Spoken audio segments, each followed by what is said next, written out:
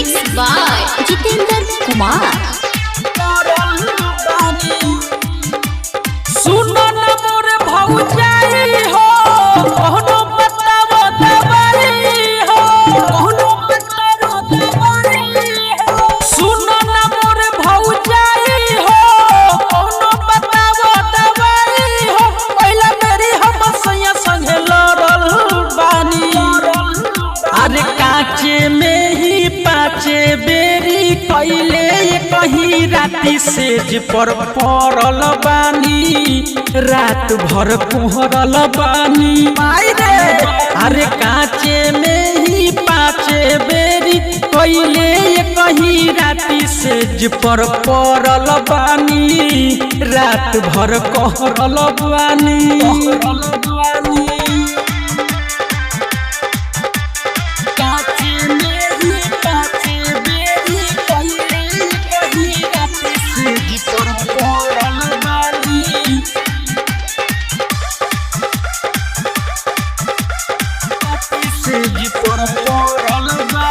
घूंघटा उठवले पहिले चुमले गाल हो देखते जवानी भौजी भइले बेहाल हो तो हमारा लाज लागल हो जब कोरावा में कसल हबर हमर भौजी होठ लिया के चटले तब बताई हम कितना ले डरल बानी अरे काचे में ही पाचे बेरी कैले कहीं राती सेज पर पड़ल बानी रात भर कहरल बानी अरे काचे में ही पाचे बेरी कैले कहीं राती सेज पर पड़ल बानी रात भर कहरल बानी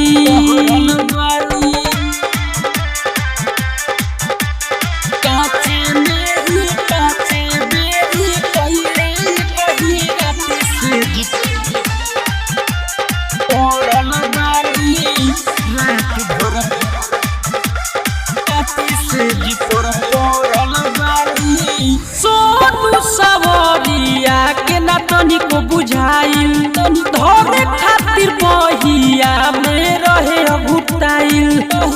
राजा जितेंद्र के छोरी के बहरी पछतैनी राहुल सुखल के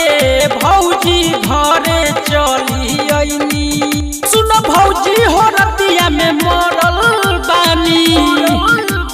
काचे में ही पाचे बेरी कैले कहीं राती सेज पर पड़ल बानी रात भर पड़ल बानी मायरे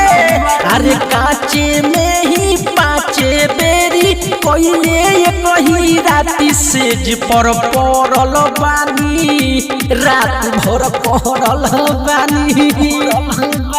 सुनो न मोर भौजाई हो कौनो बतावो दवाई हो पहला मेरी हम सैया संगे लड़ल बानी